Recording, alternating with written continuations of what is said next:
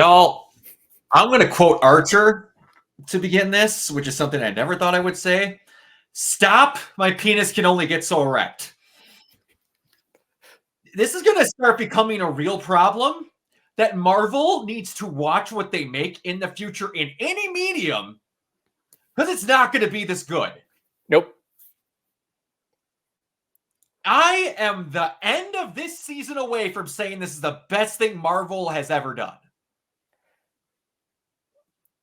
I've already said this on Twitter, but unless something goes seriously wrong in the next two parts, this tied with Shogun is the best series of 2024. If they never do a single thing with Fox, period, ever again, this was worth the $60 billion that they bought it for. 70, whatever. I don't care. This was worth it. I somehow stayed spoiler-free throughout work. The only thing I saw was someone post on Twitter, we're bringing back the animated 90s Marvel universe when, and I didn't know what that meant. And now that you do, we're going to get there, because I was starting to look like Randy Marsh in that one episode of South Park at his computer near the end of this. But, okay. Let's start at the start, shall we? They mentioned Kamartaj. Just to mention it. And this is seeming like this is a fixed timeline. A fixed event we can't avoid. Yeah, now that makes sense why in episode 5 when Cable tried to stop this, but then the timeline was like, nope. Yeah, we're not doing that. Also, oh boy, did someone early on know that people were going to be thirsting over Magneto. Oh, they knew. What other reason are y'all putting 70-year-old Magneto in a Speedo? Just chiseled abs on full display. Magneto doesn't need to work out. They did that. They did that for the audience. I love this with superheroes. Deadpool's another one. He's chiseled like a Greek god. Does Deadpool have any feats of strength that he ever uses? No. Anyway, yeah. On top of this has been a really good episode. This had Easter eggs at random moments all over the place. There was a Stark Expo magazine in Bastion's house, which, oh boy, they simplified the living shit out of Bastion's origins compared to what I read. Let me guess. It's even darker and more effed up. Well, it is, but how I read it and imagined it in my brain wasn't that simple. It's essentially what they show you, that he's just a downloaded file of Nimrod from a human into a baby. It's just, it seemed a lot more screwed up in my head, and I didn't know exactly how they're going to do it. I'd literally never heard of Bastion before this show. So, yeah, like when I imagine Nimrod being injected into a child, I imagine, I just like,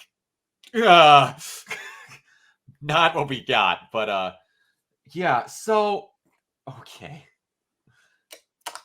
We were a third of the way through this episode, and the writers just started waving their dick all over the table. We get, I don't know who the chick was in the third spot, but just Doom and Zemo just they're just there. And they're just in it with Bastion. They're like, well, if you don't do such and such, we can't continue our alliance. I'm like, motherfucker, when did it... What? This was an X-Men show. And it just turned into a Avengers pilot. Actually, that's honestly what I love about this show. It just exists in the Marvel universe. Yeah, this is not one of those, oh, we're going to tease next week, you're going to meet a villain. No, evil person would just be talking to other evil person. That's how evil people work. Again, I'm going to quote him. I'm pretty sure this is Matthew Carnes that said this. When I am watching the show, it feels like I'm reading a comic book. Yep. And it's the best thing about it. They don't have this stupid, oh, we need to hold it as a big event that they're going to talk to someone. No, they just would be talking to those people. That's how just society works when you're in that world. Evil people know evil people, and they're continuously trying to screw over heroes. Oh, I do want to know who the third person was. they went out of their way to make sure you didn't know who that was. Probably going to be a reveal in the next two episodes. She was just a pink silhouette. Now, I'm going to call this out before someone else calls them out. Hey, Brock, don't you always hate it when the thing that they do most in media is when they do your least favorite thing and go, I'm not going to mention who the fuck blank is because the viewers are watching? Yes, I will admit they kind of just did that right there. But if this is one of those instances where all three of those people don't even know who she is, and she's a shadow broker third-party person that no one knows who it is until she's revealed, then I'm okay with it. But if they pull the bullshit that I just mentioned, that, to quote Deadpool, now that's just lazy writing. Okay, but so like, oh, we have 2 more episodes. They set up all this horseshit. So we now have the new Sentinels just showing up who just don't die. It's pretty scary stuff. Including him turning his own mother into one. Just simply because she's not a mutant. Wait. No, because he hates mutants. Even his mother dearest wasn't safe for being turned into whatever. Yeah. Go. A lot of callbacks to the first episode of the animated series with Jubilee and at the mall and Sunspot getting chased by Sentinels in the mall. Yeah, I'm like, that's pretty good. I like it. it like, oh man, now it makes me miss Gambit because he was just shopping for cards when Sentinels just attacked the mall. But yeah, that was good. And oh god, we're gonna start having a race for who's the worst mother in Marvel, and Sunspot's mom just jumped up there. Oh yeah. We don't chase or hunt mutants. We were just blasting at you through a window, and then all of a sudden went, oh, humans are here. We're gonna magically drop our blasters that are pointed at you at point blank range and go, no, now that people are watching, we the good ones that look like freakazoid zombie trained humans with blasters on your child. Excuse me, baking powder?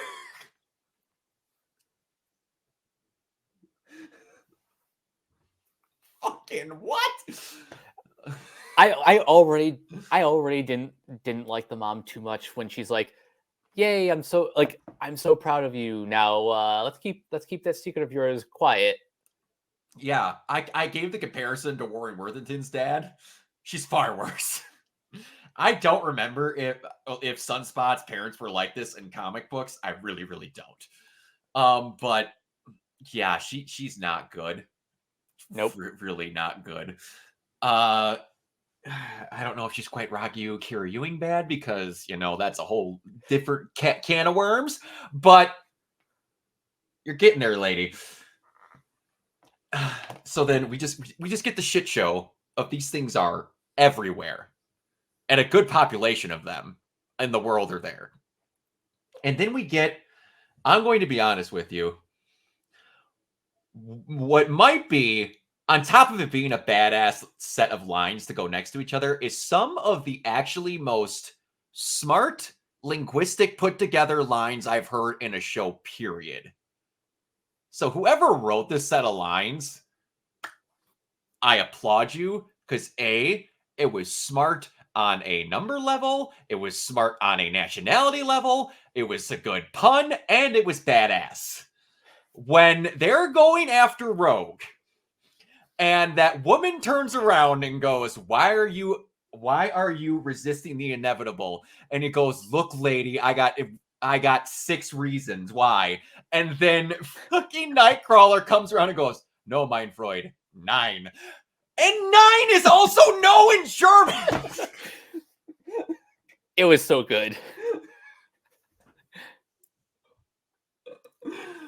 Oh, I legit had to pause the episode. I'm like, whoa, okay, this writing is getting way too good at this point. They're actively just slamming their writing dick on the table. Just like, we kind of really wanted to write X-Men for a while. And then just that action scene is just mwah, Like perfection. The transition of showing what it would be like to be pulled through one of his BAMFs. That was awesome. It's not quite X-Men Evolution where they show you the freaking... Technically, when Nightcrawler BAMFs, he doesn't just go somewhere. He travels through a hell dimension. Comics. I hate and love them. This is like no. Technically, Cyclops doesn't shoot concussive blasts. His eyes are an opening to a planet of concussive energy. Shut up, I hate you. How is that a mutation? His gene made his eyeballs an opening to a different planet. Shut up. Comics are great, but comics are stupid. God, they're so dumb. I hate it. I love it, but I hate it. And, okay. Speaking of Cyclops, the Summers family gets a pretty awesome run-in with the Sentinels. You're actually getting some good bonding between Jean and Scott, because oh boy, do they need to work on that, because neither of them is in the running for being a good couple at this point. But then, like, they obviously freaking Cable not talking to him and that, and then all of a sudden he's like, let's show these toasters why you don't mess with the Summers, and like Jean just smiles at him while she psychically controls the car. Like, also, let's not skip over too much, like the really good talk that Nightcrawler and Jean had. Yeah. About, like, even if it's a memory and you don't know if you felt it or not, you know what that felt like to be there when he was first born. It might not have been you, but you felt it. And then there's my other favorite line. Blood is blood, but family is chosen. Exactly. Coming from a guy who chose half his family, I really, really like that. I also have to mention that according to the show, that's the 3rd Blackbird they've lost to number 5.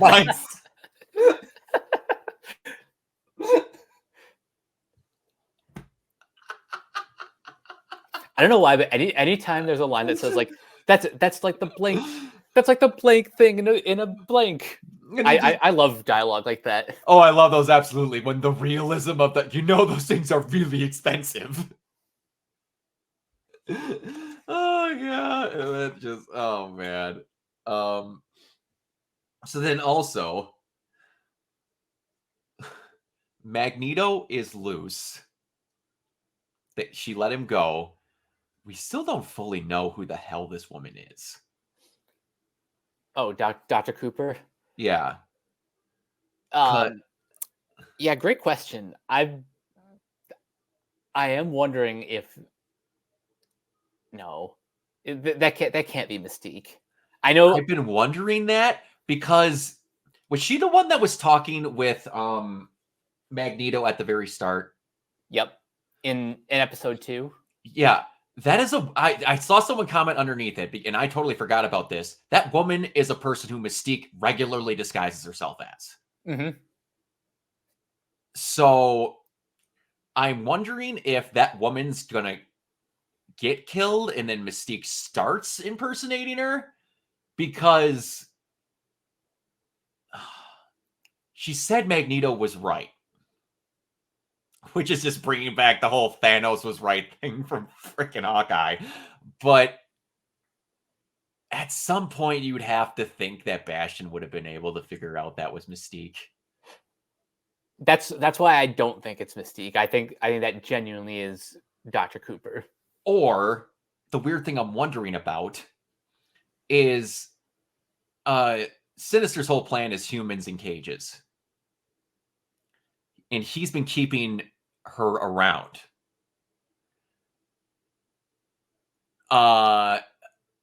Who says she didn't have a little bit of help letting Magneto out? And if she is a mutant, who says Sinister didn't do something to make it help be known that she, or help it not be detected that she was a mutant? Good point.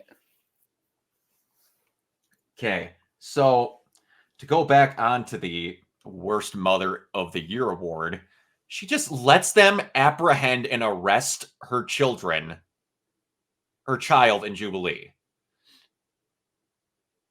Absolute bullshit right there. Like, who in their right mind went, hey, didn't they just fire at your son before they chased them into a building and only stopped because they saw humans were here?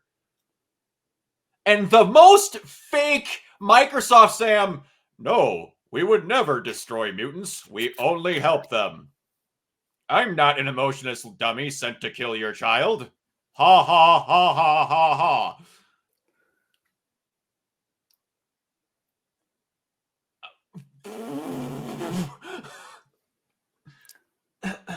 So then, okay, this is where the fucking madness just starts. And Magneto goes up just above the Earth and starts sending out magnetic concussive waves, just destroying all of these Sentinels. And then you just let everyone know, hey, what do you want? Because this thing's going to be successful and we're going to know you're going to clamor for things, because there's 3 references, there's 3 cameos in a row, and 2 of them are X-Men people, but yet for the first one, they decide to actually show 90s Spider-Man just hopping onto a roof. And, you know, John Semper Jr. openly said, hey, you know, I'm bored, and I'm pretty sure I could get Christopher Daniel Barnes to just be like, hey, you know, I didn't get into Spider-Verse, but I'm pretty sure I can do this. It's happening. It 100% is happening. This is the most, I don't know. They just haven't called me. I don't know what's going on. Or like Ray Park when that freaking trailer dropped. Oh, I'm in the movie? They must have got me while I was asleep. I had no idea. Like Silver Samurai and Omega Red and just... And Professor X is back already, just sending out the psychic waves to call back the X-Men. And we still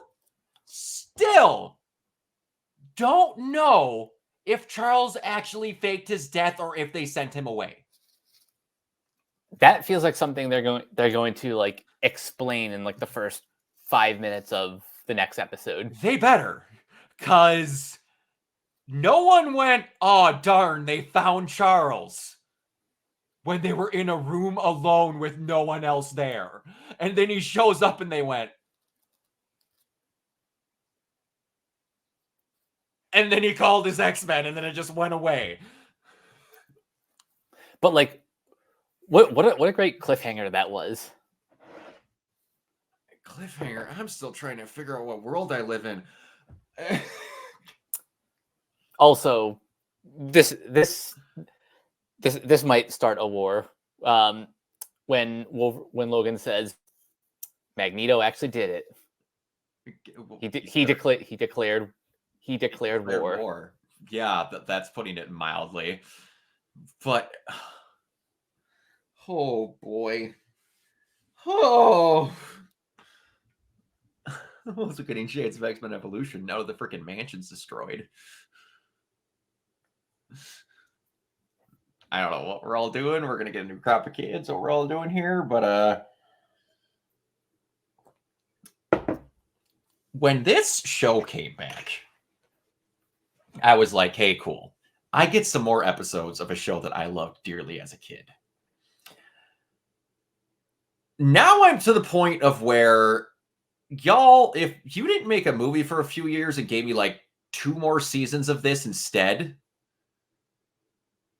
I wouldn't complain.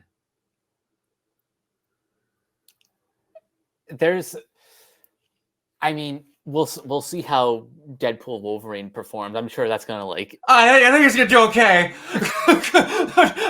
I'm gonna make the bold statement. I think Wolverine and Deadpool is gonna do just fine at the box office. My point is, there's no way we're not gonna see X-Men on the big screen.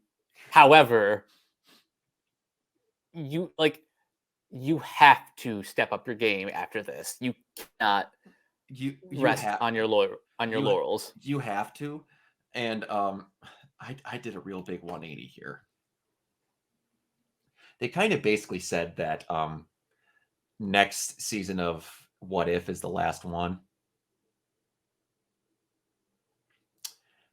I used to be upset about that. Now it's just like, yeah, whatever. Now it's, oh boy, I wonder if they might be having that animation team making 2 shows now that I want to watch. And the other one starts out with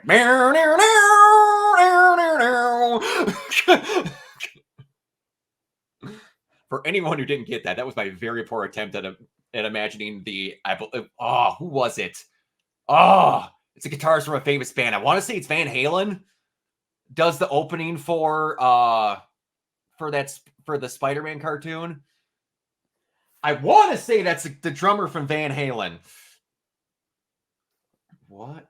No, guitarist. I'm sorry. What guitarist did the opening to Spider-Man TAS? Joe Perry. Yeah, lead guitarist of Aerosmith did that. That's one of my favorite factoids like ever. I'm just like, for a 90s Spider-Man cartoon, y'all got Aerosmith? Oh yeah, that's why they did the theme for the Spider-Man movie too. Man, I'm telling you right now, if we get this and Spider-Man going hand in hand on Marvel Animation, DC, it's been a minute. And I know that James Gunn just said we're not going to bring back Justice League Unlimited. Cool. You better do something, because all my life I have been one of the people, and I'm pretty sure Michael backed me up on this, saying that Marvel genuinely does movies really good, but they don't have a bit of ground to stand on when it came compared to DC animation. Mm-hmm. Y'all better do something, or it's not gonna be that anymore. It already isn't at the moment. It's gonna get worse.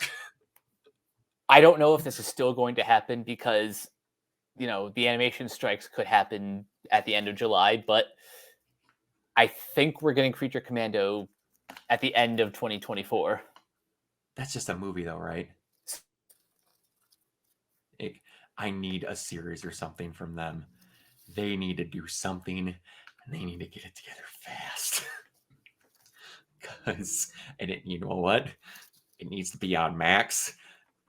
Actually, there is one. My Adventures with Superman. Oh, that's right. Okay, yeah, okay. They need to do something. Okay, how do I want to put this? A wide scoping animated series. This is why we all need to support Creature Commando, because if that does well, they are absolutely going to do something similar. And do something, because this is giving me flashbacks of what Justice League in its prime was. Yep. And that's nothing to scoff at. If you can make me think your writing is as good as that, you're doing literally everything correctly. Oh my goodness gracious. Oh, oh. I don't know. I just want it to be next Wednesday, like tomorrow. I want both parts to drop tomorrow. It's to the point of where like I'm just gonna turn my phone off on Wednesdays. And thank God I only have to survive 2 of them. But man, all right, yeah. Hold on.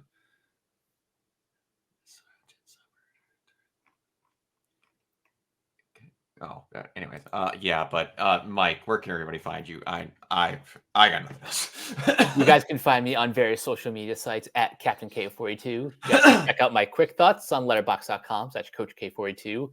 And you can follow Renegade Pop Culture on Facebook and that place at Ren Pop Culture. You can also find us on YouTube, on Podchaser. Consider supporting our Patreon at patreon.com/Renegade Pop Culture. Listen to all of our podcasts on Spotify, Apple Podcasts, or wherever you listen. And last but not least, everything can be found at renegadepopculture.com. You need to escape, so do we. Absolutely. And now that I got the freaking Spider-Man thing opening up, I'm now realizing that Jennifer Hale voiced both Felicia Hardy and Jean Grey. So she might be double dipping if they get that. And I forgot that Ed Eisner voiced J. Jonah Jameson. All right. Anyway, yeah, you can find me everywhere at Organoid Zero. I am back to streaming again. This week was weird. I was horrendously sick, so there's no good for me streaming on this. So I'll be back to streaming a good chunk of Stellar Blade either tomorrow or today, depending on when this uploads. It'll be on Thursday because I don't have to work Friday. So, all right, everyone. Until next time, we will see you all later. Bye. Peace.